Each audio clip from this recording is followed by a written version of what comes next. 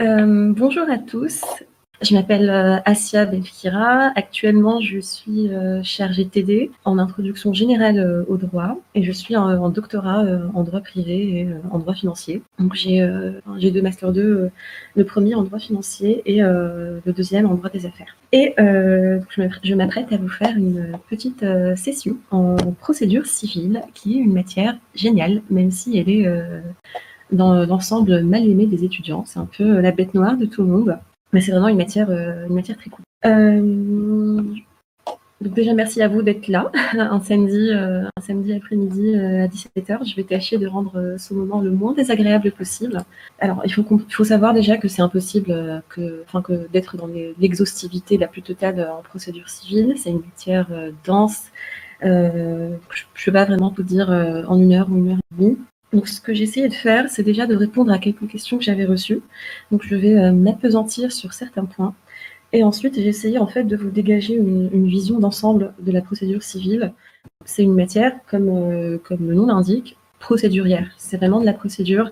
On ne peut pas faire de grandes envolées lyriques. C'est vraiment soit on sait, soit on ne sait pas.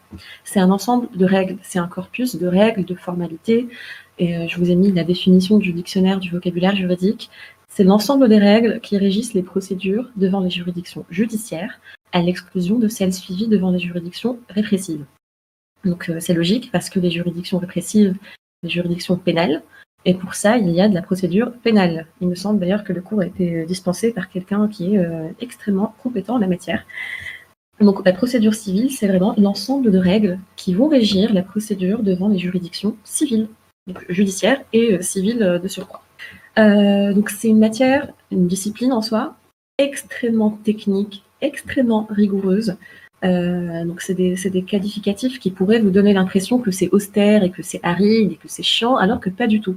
Il y a vraiment une raison particulière à cette extrême technicité, qui est en fait, il y a un but précis, c'est juste bien assurer la protection et l'effectivité des droits des justiciables. Donc forcément, si on veut bien défendre les droits d'une personne, les assurer, les protéger, c'est logique qu'il faille un ensemble de règles techniques strictes, procédurières extrêmement rigoureuses pour bien garantir l'effectivité des droits, de la protection de la personne. Donc c'est vraiment une volonté du législateur que ça soit en fait aussi technique. Donc c'est une rigueur, c'est une discipline rigoureuse et pour réussir donc ces études, son cours de procédure civile ou un cas pratique ou encore l'examen du barreau pour ceux qui passeront procédure civile, si tant est que ça existe encore vu les réformes. Pour la réussir, il faut tout simplement faire preuve de rigueur. Et un des moyens en fait de bien la comprendre, c'est vraiment ça, c'est ma méthode. Enfin, elle a fait ses preuves parce que j'aime beaucoup cette matière, j'ai toujours eu de bonnes notes. Mais un moyen de bien s'en sortir en procédure civile en fait, pour ne pas être submergé par le flot de règles qu'il y a, c'est en fait vraiment d'essayer d'avoir une vision d'ensemble de où est-ce qu'on est, devant quelle juridiction je suis, quelle procédure je vais mettre en place. Il faut vraiment, en fait, si vous avez des règles, un corpus de procédures, de règles, essayer de faire un défocus, dézoomer, en fait, prendre de la hauteur et essayer de vous replacer dans un contexte général. Et d'ailleurs, le code de procédure civile, il suit une certaine trame, il est construit d'une certaine manière qui permet en fait de suivre le fil directeur de la pensée pour ne pas se perdre. Donc, deux moyens pour ne pas se perdre en fait en procédure civile, c'est de suivre déjà la construction du code de procédure civile, de voir comment il est fait, parce qu'il s'enchaîne de manière très très logique. Donc ça vous fait un fil d'Ariane en fait, dont vous devez être conscient à chaque fois. Et ensuite, ce que j'ai essayé de dire en parlant de, c'est de prendre de la hauteur et de savoir à quel niveau, par exemple, vous êtes. J'en parlerai juste après, j'ai mis un petit schéma après dans le prochain slide. Mais déjà, le code de procédure civile, il est construit d'une manière particulière. Le premier titre, c'est des principes directeurs du procès. Alors, c'est bien de suivre en fait le fil directeur qui est déployé dans le code de procédure civile lui-même. Et il commence d'ailleurs par les principes directeurs du procès. Donc, il ne commence pas par comment on fait devant le tribunal judiciaire, comment on fait devant la cour d'appel. Il commence par les principes directeurs du procès, donc le principe du contradictoire, la loyauté de la preuve, etc. Et ensuite, il parle de règles générales à toutes les instances, devant toutes les juridictions, et ensuite les règles particulières à chaque juridiction. Donc déjà, le fait de délimiter votre pensée comme ça permet en fait de vous situer et de dire où est-ce que je suis. dans la procédure. Et c'est ce que j'ai essayé, enfin c'est le message que j'essaye de transmettre dans le deuxième slide. En fait, le fait d'avoir le schéma, bon alors je le mets pas du tout en question vos connaissances en intro générale du droit, mais ce que j'essayais de vous dire, donc déjà quand je parlais de dézoomer, c'est ça en fait, dézoomer pour moi, c'est quand vous avez un cas pratique, avant de vous jeter ce qui est une erreur à mon sens, de se jeter dans le cas pratique en essayant de se dire quelle règle est applicable à ça, à ça. Déjà, ayez ce schéma en tête et demandez-vous à quel stade de l'instance je suis. Parce que, comme je vous disais, il va y avoir des règles particulières pour chaque juridiction. Par exemple, donc, au premier degré, en première instance, vous allez être devant le tribunal judiciaire, donc, qui est un nouveau tribunal depuis 2020, qui est né de la fusion du TGI et du TI.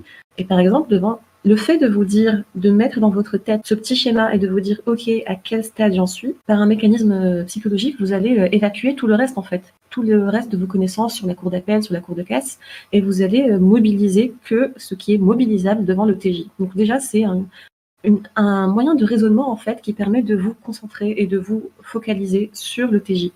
Et du coup, votre cerveau va vous déployer l'ensemble des connaissances que vous avez sur le TJ. Et ensuite, vous allez vous placer au niveau du déroulé de l'instance. Par exemple, comment est-ce qu'on introduit déjà une instance devant le TJ? Par quel moyen? Par quel mécanisme? Qui peut le faire? Quelles sont les règles à respecter? Comment se déroule l'instance elle-même? Donc le fait d'avoir ce schéma en tête et de savoir où vous vous placez et où vous vous situez, ça va vraiment vous aider à ne pas vous perdre, en fait. Et l'essentiel, le secret avec la procédure civile, c'est justement de ne pas se perdre, parce qu'il y a beaucoup de règles, c'est tout à fait normal. Et donc le fait de savoir où vous en êtes et où vous êtes, ça permet de mettre fin à cette peur, en fait. Cette peur qui est le corollaire de trop d'informations en même temps. Et ça peut se délimiter, voilà. Quelques méthodes pour délimiter vos connaissances, en fait. Donc ça, c'est déjà 2 mécanismes un peu utiles pour la procédure civile. Et le deuxième mécanisme que j'ai mis en place et qui a vraiment, vraiment marché, et qui va de pair avec ce que je vous raconte, la procédure civile, c'est la matière qui se prête le mieux à la schématisation. C'est vraiment une matière, si vous voulez la maîtriser, il faut faire des fiches déjà, mais vraiment faire des fiches avec des schémas et des tableaux, et ça va permettre vraiment de canaliser vos connaissances. Donc vous le verrez au fil des slides, j'ai essayé de faire quelques tableaux, et au fur et à mesure de l'intervention, je vous dirai un peu ce qu'il faut mettre dans les tableaux, etc. Mais le fait de faire des tableaux et des schémas, ça circoncit vos connaissances, et ça vous permet de savoir quoi mobiliser et à quel moment. Donc ça, c'est vraiment des astuces pour avoir cette fameuse vision d'ensemble dont je vous parle depuis le début. Avant de parler, dont on m'a vraiment demandé de parler en détail, quelques mots en fait sur le début en fait de la procédure, donc l'action. Donc déjà, comment est-ce qu'un litige parvient, par exemple, on va parler du tribunal judiciaire, et là vous voyez donc que c'est utile d'avoir le schéma en tête. On est devant le tribunal judiciaire. Comment est-ce que quelqu'un qui va s'appeler le demandeur en procédure civile, ou le plaignant, mais le demandeur, c'est vraiment le terme technique. Comment est-ce qu'un demandeur va introduire son action? Voilà, moi, j'ai un problème dans ma vie de tous les jours. Je sais pas, il y a quelqu'un qui me doit de l'argent ou un truc, un problème de la vie de tous les jours. Comment est-ce que je vais introduire mon action en justice? Alors, il y a plein de critères à vérifier, hein, mais déjà, le critère de l'existence de l'action en lui-même. Comment faire pour introduire une action? Il faut avoir un droit à agir. À l'article 31 du CPC, vous avez en fait les critères qui permettent d'introduire une action en justice. Donc si je le lis rapidement, l'action est ouverte à tous ceux qui ont un intérêt légitime au succès ou au rejet d'une prétention. Donc pour introduire une action en justice, c'est pas n'importe qui peut le faire. Déjà, il faut que cette personne, que le demandeur, ait un intérêt à le faire. Donc moi, par exemple, si je vais me plaindre d'un truc, il faut que j'ai un intérêt personnel à cette plainte, à cette action en justice. Mon intérêt, il doit lui-même obéir à des critères. Il doit être direct et personnel, donc qui me concerne personnellement, qui m'est directement lié, né et actuel. Ça veut dire que c'est pas un intérêt futur, c'est un intérêt qui est présent maintenant. Donc je dois avoir premièrement un intérêt à agir pour introduire mon action en justice. Je dois avoir aussi une qualité à agir, donc c'est le corollaire du droit d'agir. Et enfin, l'action que j'ai envie de porter en justice, elle doit répondre à elle doit pas avoir dépassé certains délais. L'un d'entre eux, c'est le délai de prescription que vous connaissez. Donc l'action ne doit pas être prescrite, tout simplement. Par exemple, si c'est une action qui se prescrit par 5 ans, si ça fait 5 ans que l'élément déclencheur, que l'action a eu lieu, c'est prescrit et je ne pourrai pas la porter en justice. Il faut également qu'il n'y ait pas de délai de forclusion qui soit dépassé. Forclusion, c'est différent de la prescription, mais c'est similaires aussi dans le principe. Forclusion, c'est en fait l'extinction du droit à faire quelque chose. La prescription, c'est vraiment en termes de délai, c'est bon, 5 ans c'est passé, donc c'est fini. Et la forclusion, c'est vraiment l'extinction, c'est une action en fait qui va avoir un délai particulier. Donc il y a une toute petite nuance, hein, mais le mécanisme est exactement le même. Et enfin, le dernier critère pour porter une action en justice, c'est l'absence d'autorité de la chose jugée. Donc, cette chose ne doit pas avoir déjà été jugée. Donc ça, c'est des critères à avoir en tête. Donc si on reprend notre petit fil d'Ariane, vous voyez, là on se situe vraiment au tout début de l'action, c'est j'ai un problème dans ma vie et je veux voilà, le porter en justice parce que j'estime qu'il doit être jugé, ça me pourrit la vie, j'ai envie qu'il soit jugé, je veux qu'un juge voilà, rende un jugement, qu'il condamne l'autre partie qui m'a causé du tort, etc. Donc pourquoi j'ai décidé de parler de ça? Parce que c'est vraiment le début du raisonnement. Donc, si on suppose voilà, que l'action est recevable et que donc notre plaignant, notre demandeur, a vu son action voilà, acceptée et portée en justice, donc c'est bon, le procès a commencé. Alors maintenant, j'ai décidé de parler de ça parce qu'il me semble que c'est un élément important quand même. C'est qui donne matière à beaucoup de cas pratiques. C'est donc comment l'action s'exerce. Donc maintenant, si on fait une frise chronologique, vous avez compris qu'on se situe au niveau de l'action. C'est bon, elle a été introduite. On a parlé de ça, c'est bon. Maintenant, comment ça va se manifester en fait dans le cadre du procès? Comment le demandeur va exercer son action? On se place au niveau du demandeur forcément parce que logiquement, c'est lui qui demande. C'est lui qui demande que son affaire soit jugée. Et donc, il présente ce qui s'appelle en procédure civile des demandes. Des demandes auxquelles la personne, la partie adverse, qu'on va appeler le défendeur, va devoir répondre en opposant des moyens de défense. Vous voyez, c'est vraiment des demandes et des défenses qui vont se répondre. Ça va être un petit match de ping-pong, une joute verbale. Et on va se placer au niveau des demandes. Alors, forcément, une demande consiste à réclamer quelque chose. Ça, c'est logique. Il y a plusieurs formes de demande. La première demande, c'est la demande initiale. Pourquoi est-ce qu'on l'appelle la demande initiale? Parce que c'est elle qui initie l'instance et le procès. Et donc, si vous repensez au petit schéma dont je vous ai parlé, par exemple, si on est devant le tribunal judiciaire, il y a une modalité, il y a une forme particulière pour la demande, pour introduire une action devant le tribunal judiciaire. Donc cette demande qui consiste finalement juste à saisir la juge, à lui dire en gros, salut, j'ai un problème et je veux que ce soit jugé, ça s'appelle une demande initiale et elle doit se faire selon certaines formes en fonction de la juridiction devant laquelle on est. Par exemple, devant le tribunal judiciaire, ça va être, c'est l'article 750 du CPC, du Code de procédure civile, qui définit quelle forme cette demande doit avoir devant le tribunal judiciaire. Par exemple, si je le lis, la demande en justice est formée par assignation. Elle peut l'être également par requête. Donc vous voyez, c'est pour dire que la demande devant le tribunal judiciaire, ça ne doit pas être n'importe quelle forme de demande, ça doit être soit une assignation, soit une requête. Une requête, c'est pour les litiges qui vont jusqu'à 5 000 €, je pense, de mémoire. Et donc cette demande doit obéir à des formes particulières. Donc forcément, vous voyez bien que si elle n'obéit pas à la forme, elle sera irrégulière et donc la juridiction ne sera pas saisie. Donc il est important de savoir qui fait la demande initiale, donc c'est le demandeur. Pourquoi est-ce qu'il fait cette demande? Qu'est-ce qu'il essaye de faire via cette demande? Il essaye d'introduire une action en justice. Pourquoi est-ce qu'il essaye d'introduire une action en justice? Parce qu'il répond à tous les critères pour le faire. Donc il a un intérêt, un droit à agir, une qualité, l'action n'est pas prescrite et absence de force jugée. Donc vous voyez, c'est un schéma mental, c'est un fil à dérouler en permanence. Et dès lors que vous connaissez tous les éléments du fil, vous ne pouvez plus vous perdre. Donc là, on est arrivé au stade de la demande. Voilà, on a notre demandeur qui saisit la juridiction. La demande initiale, de ce fait, c'est une forme de demande. Il peut y avoir d'autres formes de demande qui s'appellent des demandes incidentes. Donc la demande incidente, ça peut être une demande reconventionnelle, donc, qui figure à l'article 64 du Code de procédure civile et qui consiste pour notre petit demandeur, il veut obtenir un avantage autre que le simple rejet des prétentions de l'adversaire. Donc en gros, il demande quelque chose, reconventionnel. Pourquoi? Parce qu'il demande quelque chose qui n'est pas juste le simple rejet des prétentions. Il veut autre chose. Ça, c'est une demande reconventionnelle. La demande, elle peut aussi être additionnelle. C'est le cas où notre demandeur va modifier ses prétentions. Et enfin, ça peut être une demande en intervention. Si notre demandeur veut prendre un tiers partie au procès. Donc il y a des cas où on peut décider de rendre un tiers partie au procès, ça s'appelle donc une demande en intervention. Elle peut être volontaire ou forcée, ça dépend des cas.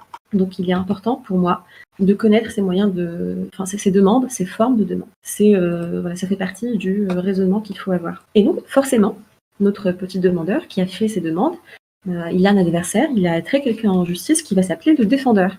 Et ce défendeur, bien sûr, il ne va pas rester silencieux, muet, il doit se défendre. Comment il se défend? Tout simplement par des moyens de défense. Alors ça, c'est assez important, c'est une thématique vraiment très dense. Et voilà, un des moyens de la simplifier, parce que vraiment, ce que vous devez faire en procédure, c'est simplifier les choses. Savoir les mettre dans des cases, retenir où sont ces cases et savoir ce que contient votre petite case. Alors moi, je fonctionne beaucoup par schéma et cases mentales.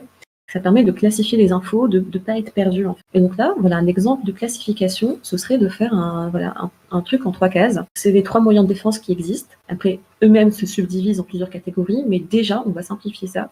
Il y a 3 moyens de défense. Le premier, c'est les exceptions de procédure. Le deuxième, c'est les fins de non-recevoir. Et le troisième, c'est les défenses au fond. Donc on va parler de chacun d'entre eux. Donc tout d'abord, un des premiers moyens, c'est l'exception de défense, pardon. Une des premières défenses, c'est l'exception de procédure. Donc là, encore une fois, si on se resitue mentalement, on a un défendeur, c'est dans un litige, on a un défendeur à qui un demandeur vient de demander beaucoup de choses. Et donc l'autre va se défendre, soit parce qu'il veut pas... il estime que la demande de l'autre n'est pas fondée, soit parce que l'instance est irrégulière, donc il va se défendre. Et pour se défendre, la procédure civile lui donne un certain nombre de moyens de défense. Tout d'abord, l'exception de procédure. Si un défendeur a recours à une exception de procédure, il est important de se demander ce qu'il cherche à faire. Une exception de procédure, en fait, elle sert à faire déclarer toute la procédure en elle-même irrégulière ou éteinte. Donc ça veut dire que si on a un demandeur qui demande un truc, imaginez que le demandeur, c'est vraiment un jeu de cartes, le demandeur il joue une carte, demande, il demande quelque chose. On va avoir le défendeur qui va répliquer, se défendre en jouant par exemple une carte exception de procédure. Elle sert à quoi cette carte? Il va lui dire non, je ne vais pas répondre à ta demande parce qu'en fait, toute cette procédure, elle est irrégulière ou éteinte. Pourquoi? Donc le code de procédure civile donne des cas, des exceptions de procédure.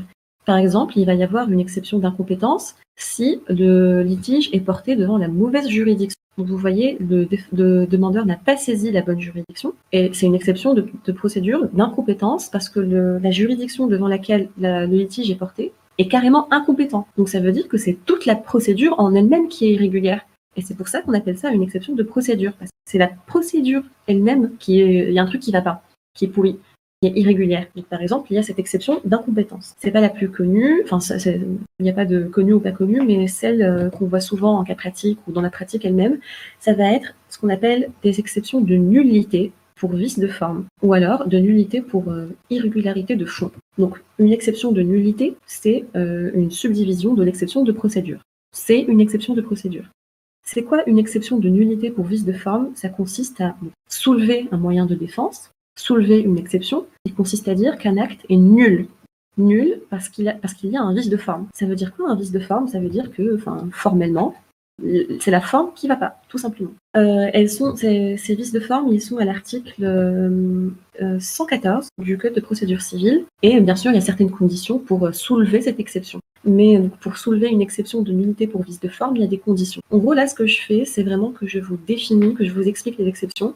Ça, c'est la définition. Et ensuite, il y a le régime. Il y a les conditions, il y a les effets. Donc, par exemple, si notre petit défendeur veut soulever une exception de nullité pour vice de forme, déjà, il faut qu'il y ait un texte qui prévoit la nullité. On dit en procédure civile, pas de nullité sans texte. Et ensuite, ce vice de forme doit lui avoir cause chef. Donc, si on suppose, par exemple, qu'il y a un texte qui prévoit la nullité, mais que cette nullité, elle ne lui a causé aucun tort, aucun grief, dans ce cas, les conditions ne sont pas remplies et il ne pourra pas la soulever. Donc, pour récapituler, notre petit défendeur peut opposer les exceptions de procédure. C'est quoi une exception de procédure? C'est une exception, c'est un moyen de défense qui sert à faire déclarer toute la procédure en elle-même irrégulière ou éteinte, ou alors en suspendre le cours. Et comme vous voyez, comme c'est des exceptions vraiment qui tapent là où ça fait mal, ce qui est attaqué par cette exception, c'est vraiment la procédure en elle-même, le fond du fond. Et c'est tellement important de ce fait qu'elles doivent être soulevées in limine litis. Ça veut dire quoi être soulevé in limine litis? Ça veut dire que notre défendeur Le premier truc qu'il doit dire quand il commence à se défendre, pour le dire vulgairement, hein, le premier truc auquel il doit penser et qu'il doit dire devant le juge, c'est l'exception de procédure. In limine litis, ça veut dire au tout début de la procédure. Ça veut dire qu'il ne doit pas commencer par dire autre chose, il doit commencer par ça. Et donc, s'il ne soulève pas cette exception in limine litis, au tout début du litige, à titre liminaire, eh ben, il ne pourra pas la soulever après. Il aura perdu ce moyen de défense.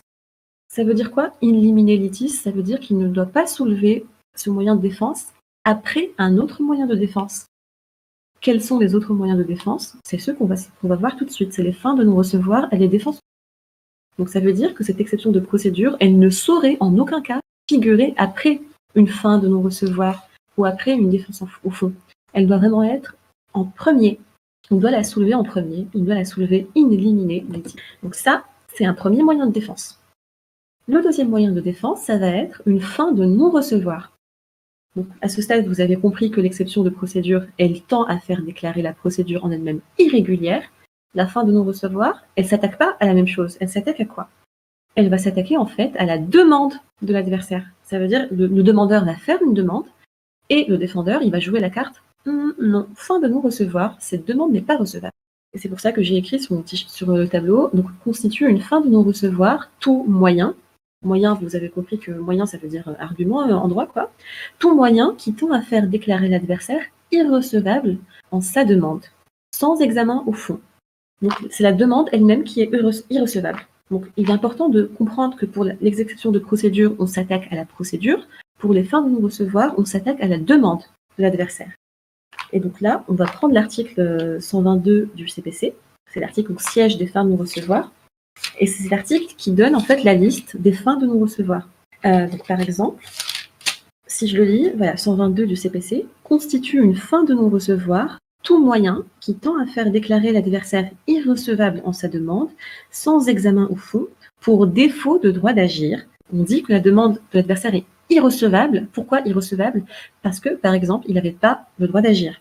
Il n'avait pas de qualité à agir, il n'avait pas d'intérêt à agir. La demande est prescrite, par exemple. Si une demande est prescrite, si le demandeur fait une demande qui est prescrite, le défendeur va se défendre en invoquant une fin de non-recevoir tirée de la prescription.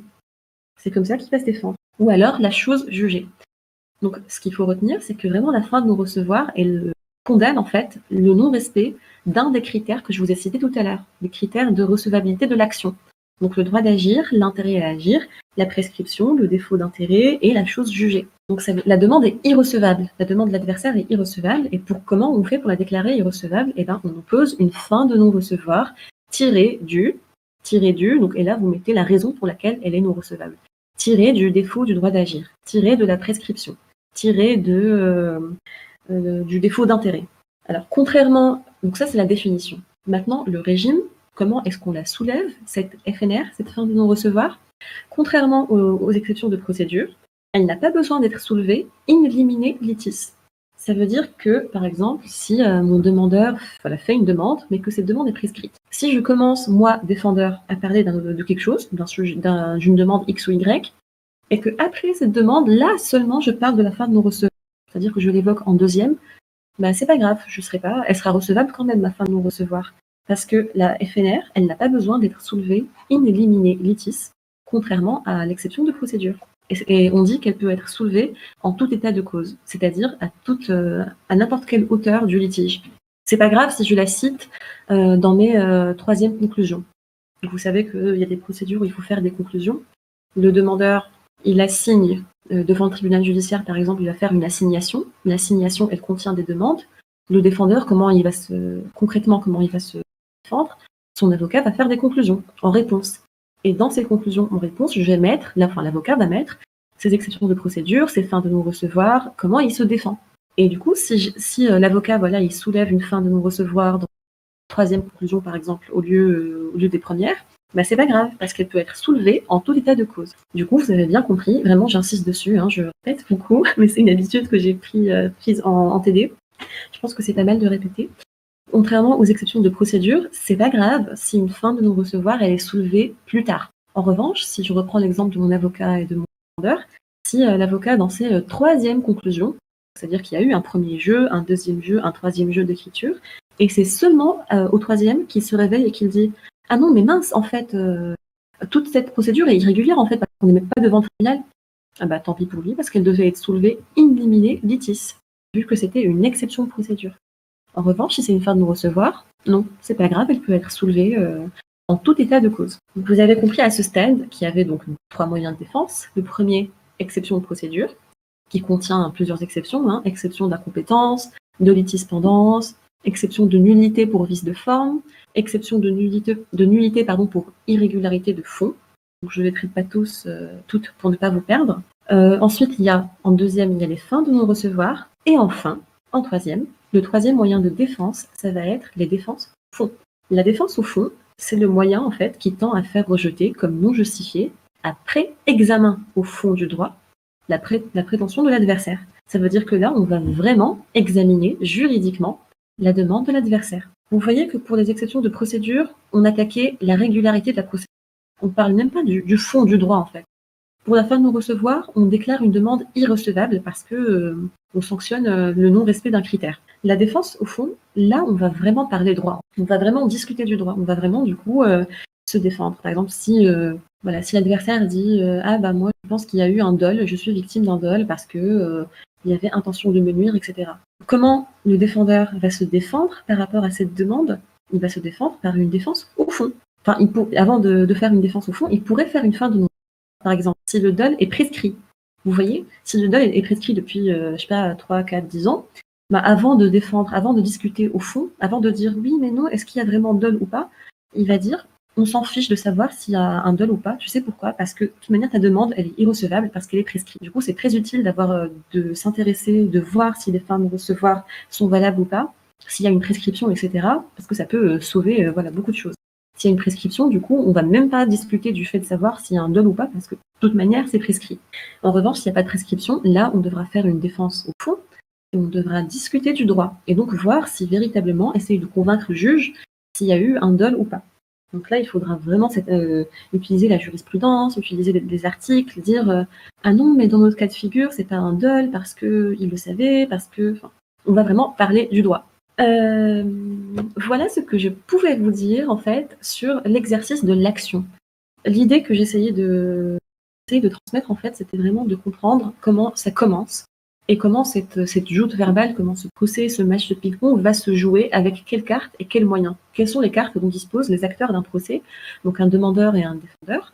Le premier pour faire ses demandes et le deuxième pour se défendre. Donc le premier, forcément, il a des demandes, on les connaît maintenant. Et le deuxième, il a des moyens de défense qui se subdivisent de plein de manières différentes.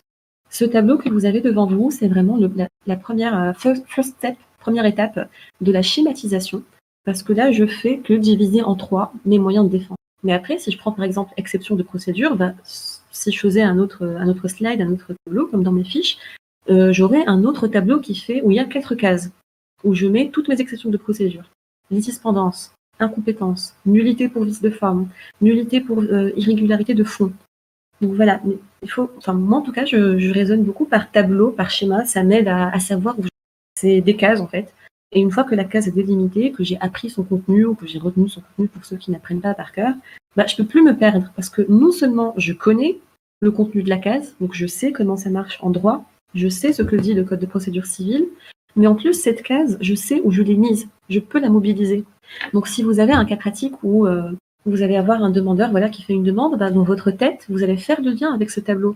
Et vous allez vous demander, est-ce que je peux opposer une exception de procédure? Est-ce que je peux opposer une fin de non-recevoir?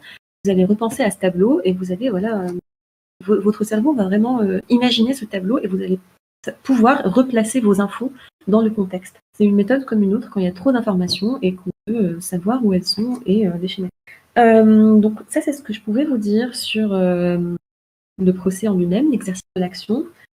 Et à présent, quelqu'un m'avait demandé en fait de parler des incidents d'instant. Alors, c'est pas quelque chose de compliqué, et de manière générale, la procédure elle est complexe, mais pas compliquée. Et quand bien même elle aurait été compliquée, on peut tout simplifier. C'est ça qui est cool avec le droit, c'est que c'est une matière vraiment qui est presque mathématique, tellement elle est logique. On peut faire des schémas, on peut faire des tableaux, c'est vraiment génial. Alors, incident de procédure, je les ai du coup divisés en 3. Vous pouvez avoir des incidents qui affectent le déroulement de l'instance, donc qui en perturbent le cours, qui l'affectent, mais qui n'y mettent pas fin. Et en deuxième, vous pouvez avoir des incidents qui, eux, mettent fin à l'instance, arrêtent l'instance. Et enfin, des incidents relatifs au personnel de l'instance. Donc on va commencer par les incidents qui affectent le déroulement de l'instance. Je retrouve juste mes notes. Alors, je les ai encore une fois, j'ai fait un tableau donc, qui divise en 3 ces incidents qui affectent l'instance. Et il est essentiel de retenir à ce stade que ces incidents ne vont pas mettre fin à l'instance, vraiment. Elle ne va pas s'arrêter. Elle va être interrompue, suspendue, momentanément, mais elle ne va pas s'arrêter. C'est juste que son déroulement va être affecté. Alors, donc encore une fois, tableau en 3 cases. Pourquoi? Parce qu'il y a trois types d'incidents. Donc premièrement, la jonction et la disjonction d'instance. Donc ça va être un incident qui va affecter le déroulement de l'instance, mais qui ne va pas l'arrêter. La jonction, c'est quoi? Ça veut dire qu'il y a deux instances connexes devant la même juridiction.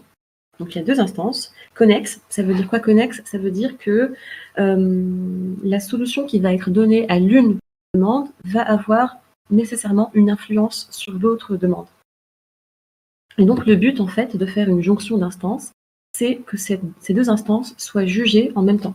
Alors attention, on ne va pas créer de procédure unique, on ne va pas les fusionner, ça ne va pas donner lieu à une seule instance. Ça, c'est vraiment important de le savoir.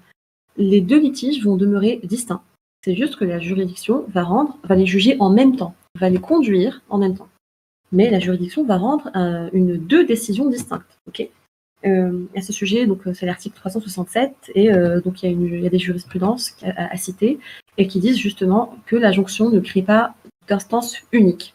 Les deux instances, elles demeurent, elles existent de manière séparée, mais le juge va les conduire en même temps. Parce qu'elles sont connexes, elles ont un lien de connexité. Pourquoi connexité? Parce que la solution de l'une va affecter l'autre. Et c'est pareil pour la disjonction d'instances.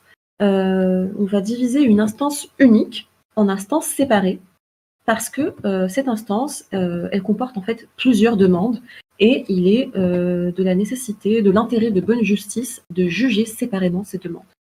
Alors, on replace les choses dans leur contexte. Donc, je vous ai parlé de la jonction, de la disjonction. Jonction, ça veut dire qu'il y a deux instances qui vont être conduites en même temps, c'est-à-dire jugées en même temps, mais à aucun moment on va les fusionner, à aucun moment on va créer une instance unique. Disjonction, c'est séparer une instance où il y a trop de demandes. Et ça, c'est quoi? C'est un incident.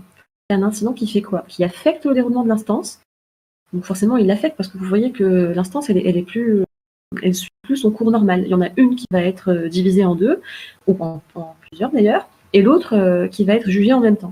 Donc ça, c'est un premier type d'incident qui affecte le déroulement de l'instance. Deuxième type d'incident, alors il y a des incidents qui vont, eux, interrompre l'instance. Donc deuxième case du tableau. On va interrompre l'instance, et comme je vous ai dit et je le répète, on ne va pas arrêter l'instance. Elle ne va pas être éteinte. C'est juste un arrêt momentané de la procédure. Donc tout est cité à l'article 371 du Code de procédure civile. Donc c'est un arrêt momentané de la procédure, pas l'extinction. Alors quels sont du coup ces événements qui peuvent arrêter de manière momentanée la procédure?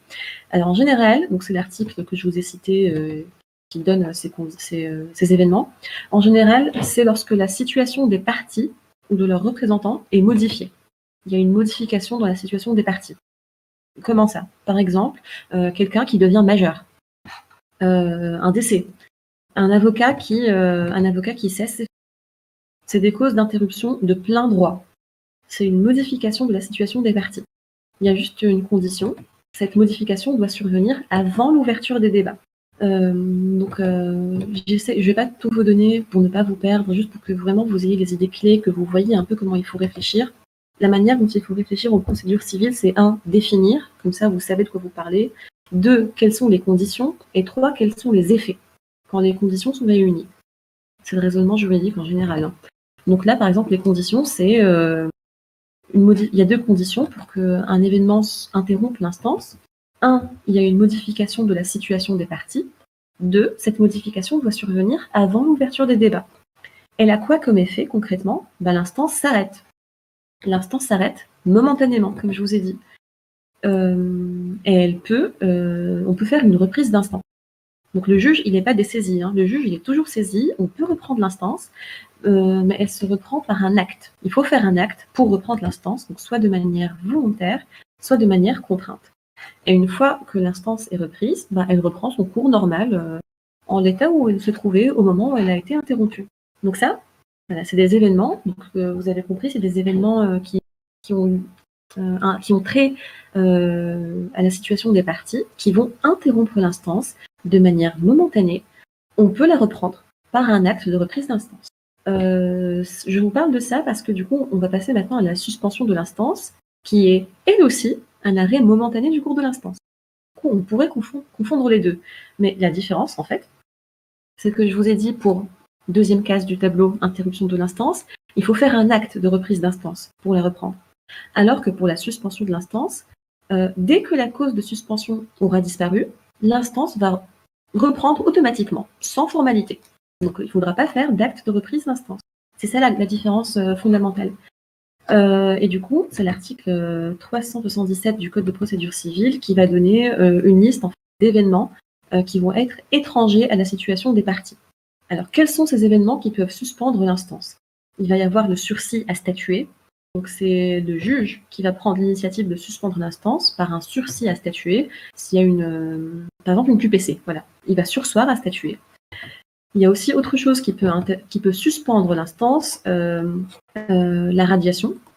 Si, par exemple, il y a un défaut de diligence de l'une des parties, donc ils prennent trop de temps, ils font pas de diligence, ils négligent un peu la procédure, elle va se suspendre, elle va être suspendue, et dès que l'un d'entre eux va faire un acte qui montre qu'il veut reprendre le cours de l'instance, elle va automatiquement. Ça, c'est ce que je pouvais vous dire sur les incidents qui affectent l'instance. Donc vous avez compris qu'ils l'interrompaient, mais qu'en tout état de cause, c'est momentané. Ça n'arrête pas l'instance. Ce qui m'amène à vous parler à présent des incidents qui, eux, mettent fin à l'instance. L'instance, elle peut s'éteindre, elle peut s'arrêter à titre principal ou à titre accessoire. Ça veut dire quoi? Extinction de l'instance à titre accessoire. Donc si je dis à titre accessoire, c'est forcément qu'il y a quelque chose qui s'est éteint à titre principal et que l'instance a juste suivi. C'est exactement ça, c'est l'action elle-même, l'action en justice, ce dont je vous parlais au début du cours, enfin de l'intervention, c'est l'action en elle-même qui s'est éteinte. Et forcément, si l'action est éteinte, ça ne sert plus à rien, du coup forcément d'être en procès, en litige, l'instance va s'éteindre par accessoire. Donc c'est l'article 384 du Code de procédure civile qui donne des motifs d'extinction de l'instance à titre accessoire, c'est-à-dire que c'est l'action qui va s'éteindre. Par exemple, l'action peut s'éteindre par l'acquiescement. L'acquiescement, c'est quoi? L'acquiescement, c'est une des parties au litige qui va renoncer à l'action. Il va acquiescer. Il va dire, bon, c'est bon, en fait, je reconnais de demander de la diriger contre moi et j'arrête.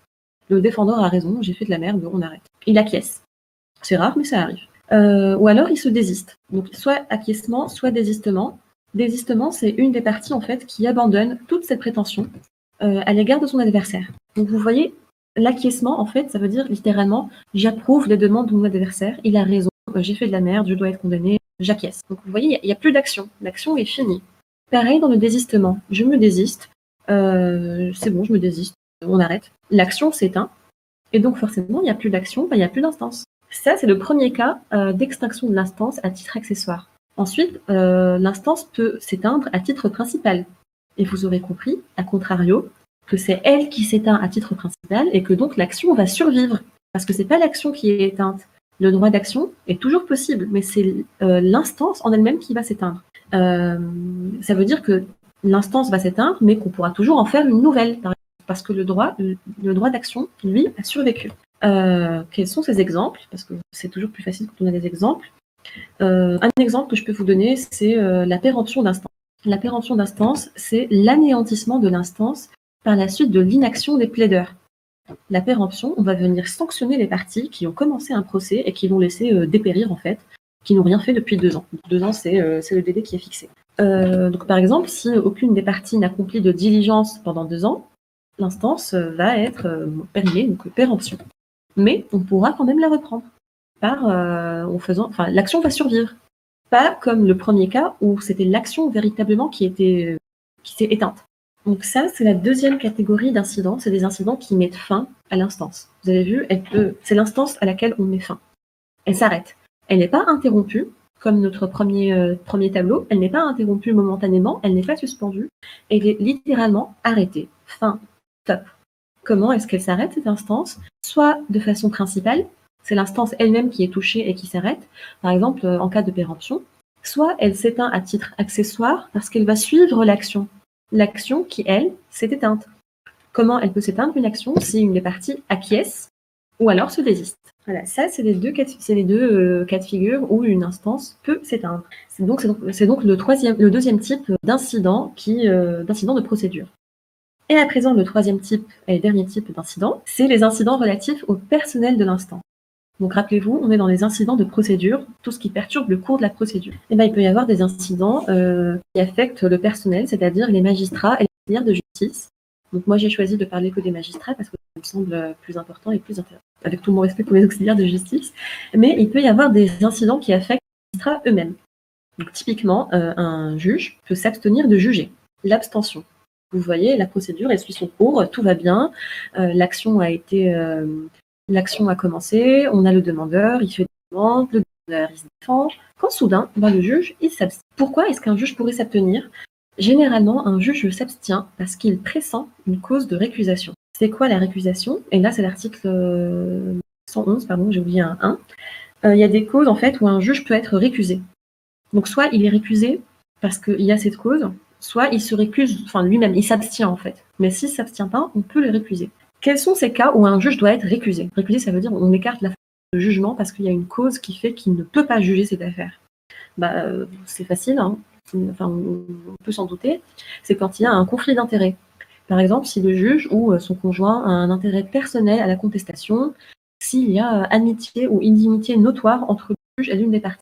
Par exemple, c'est connu de tout le monde, un juge qui va être l'ennemi juré du plaignant, enfin du demandeur ou du défendeur. Forcément, il ne peut pas le juger. C'est contraire au principe du procès équitable. Enfin, il va y avoir un biais, en fait. Et donc, ce juge pourra être récusé pour cette raison. Soit il sera récusé parce qu'il n'aura rien dit, soit il va s'abstenir lui-même parce qu'il le sait. Il a pressenti ça. Il le sait et il va dire, avant qu'on le récuse, il va dire « moi, je m'abstiens ». Je me sors de cette histoire moi-même parce que je sais qu'il va y avoir une cause de récusation. Donc ça, c'est des cas personnels de l'instance. Un autre cas, il me fait marrer celui-là. C'est, par exemple, il y a des cas de suspicion légitime où on va reprocher un grief de partialité à toute la juridiction, donc ce qui équivaut à la récusation de chaque membre de la juridiction. Donc on va carrément renvoyer l'affaire à une autre juridiction. On va dire, vous, c'est vraiment pas possible. Vous avez tous, par exemple, un motif de récusation. Vous ne pouvez pas juger cette affaire. Voilà ce que je pouvais vous dire sur les incidents d'instance. C'était à la demande de quelqu'un, donc je voulais que ce point soit approfondi. J'espère que ça aura été satisfaisant. Alors, c'était clairement impossible de tout dire, mais j'ai essayé en fait de vous donner les lignes directrices qu'il faut mettre dans les tableaux, c'est quoi les cases en fait, et de faire des subdivisions. Par exemple, si vous avez un cas pratique sur les incidents d'instance, dans votre tête, vous allez vous dire il y a 3 types d'incidents. Il y a des incidents qui affectent l'instance, des incidents qui mettent fin, et des incidents qui affectent le personnel. Donc déjà, vous savez où aller. Vous voyez, vous naviguez pas à vue, vous savez où aller. Et par exemple, si vous vous dites ok, cool, là, en fait, l'instance, elle n'est pas arrêtée, elle n'est pas éteinte, c'est juste un truc qui la perturbe. Ça veut dire qu'on est dans le premier cas de figure où c'est un incident qui perturbe le cours de l'instance. Un incident qui affecte le cours. Donc ça peut être soit une jonction, une disjonction, soit une interruption, soit une suspension. Vous voyez, à force de revoir et de revoir les tableaux, vous savez quoi faire. Voilà ce que je pouvais vous dire à ce sujet. Alors, il y a quelqu'un qui m'a demandé de parler de la force exécutoire, de l'exécution des jugements. Alors, un jugement, pour avoir force exécutoire, pourquoi on parle de force exécutoire? C'est pour que le jugement puisse faire l'objet de mesures d'exécution forcées. C'est-à-dire qu'on peut l'exécuter. C'est pas juste un jugement qui dit de droit, c'est un jugement qu'on peut véritablement exécuter. Comment un jugement peut être exécuté? Tout simplement, il doit être doté de la force exécutoire. Il y a 3 conditions à vérifier. 1, le jugement doit être passé en force de choses jugées. 2, il doit avoir été notifié. Et 3, il doit être revêtu de la formule exécutoire. Je vous ai mis l'essentiel et vraiment. Mais un jugement doit répondre à ces 3 conditions pour être doté de la force exécutoire. Si on a une qui manque, il ne sera pas doté de la force exécutoire. Alors, je vous ai mis les principes, hein, il y a des exceptions à chaque principe. Par exemple, le principe, c'est que le jugement doit être notifié, mais il y a des exceptions. Mais là, je vous donne vraiment la base du raisonnement, en fait, ce qu'il faut maîtriser avant de commencer à s'intéresser aux exceptions. Donc ça, c'est les conditions qui font que, quand elles sont réunies, toutes les trois, un jugement va être doté de la force exécutoire, pourra être exécuté et pourra faire l'objet de mesures d'exécution forcées. Il y a néanmoins une exception, parfois, qui est importante d'ailleurs, parfois un jugement peut être doté de l'exécution provisoire, c'est-à-dire qu'il n'a pas force de choses jugées, mais quand même, il peut être exécuté. Typiquement, quel est ce cas de figure? C'est que les décisions de première instance sont dotées de l'exécution provisoire de droit. Donc tous les jugements qui vont être rendus par une juridiction de première instance, ils vont avoir l'exécution provisoire de droit. Ça, c'est le principe à retenir. Comme on ne pouvait pas parler de tout, c'est vraiment l'essentiel à retenir. Qu'est-ce qu'il faut retenir? Que, il y a 3 conditions pour qu'un jugement ait la force exécutoire, mais néanmoins, un jugement peut avoir la force, une exécution provisoire, pardon, donc même s'il n'a pas force de choses jugées.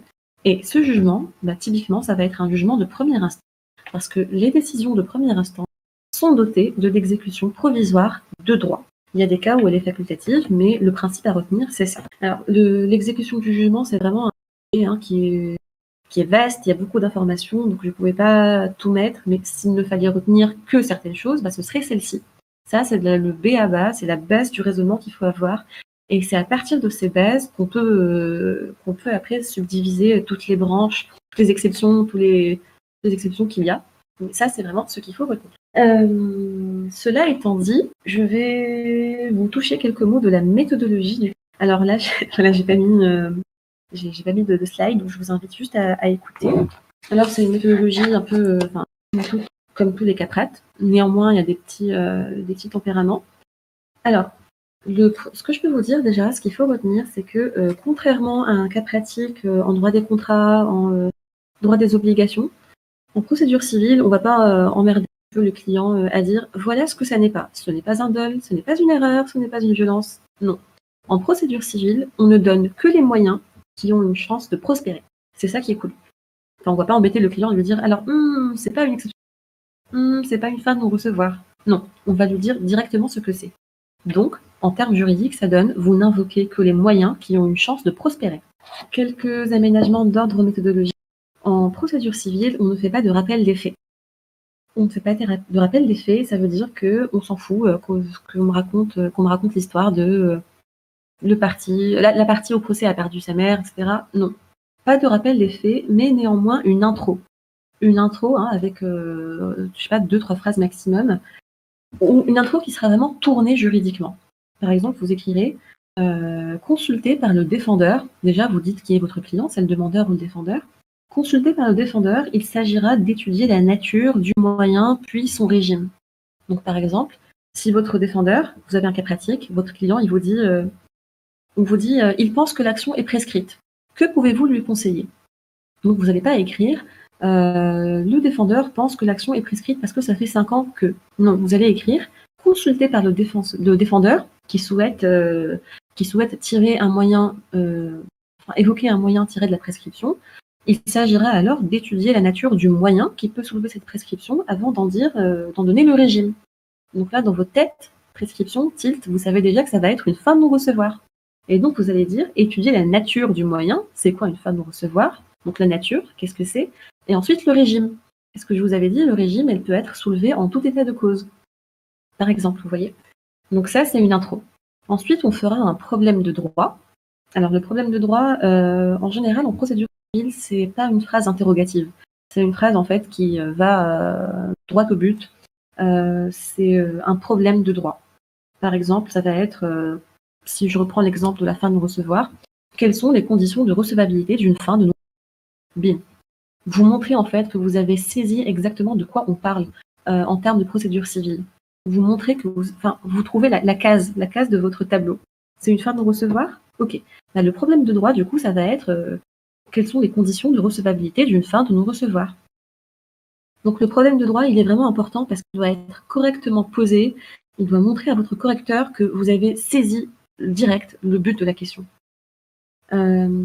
Voilà, une fois que c'est fait, une fois que cette intro est faite, une fois que le problème de droit est dégagé, on commence. Et donc là, c'est un schéma un peu classique. En principe, en l'espèce, en conclusion. Mais en procédure civile, en principe, on ne met pas, enfin, la jurisprudence, elle se met dans le en principe, elle se met dans le en l'espèce. Pourquoi? Il y a des jurisprudences qu'on va mettre dans le en principe, mais c'est uniquement des jurisprudences importantes, vraiment un arrêt de principe. Eux, on les met dans le en principe. Par exemple, vous verrez, il y a des arrêts très très connus en procédure civile, par exemple Cesareo, c'est généralement des arrêts de chambre mixte, etc. Ces arrêts, comme ils sont hyper importants, on les met dans le en principe. Mais dès lors que vous allez avoir un petit arrêt isolé qui vient juste au soutien de vos prétentions, vous le mettez dans le en l'espèce. Donc en principe, en l'espèce. L'arrêt de principe, il va dans le en principe, et l'arrêt d'espèce, il va dans le en l'espèce, ce qui vient vraiment au soutien de votre argumentation. Il me reste à vous remercier. Je ne sais pas combien de personnes ont écouté, mais je vous remercie pour ceux qui ont été attentifs. Et voilà, n'hésitez pas après, si vous avez des questions, vous pouvez me contacter sur Twitter ou par mail ou je ne sais pas, comme vous voulez. Et merci Antoine d'avoir assuré la question de secours. Merci à tous.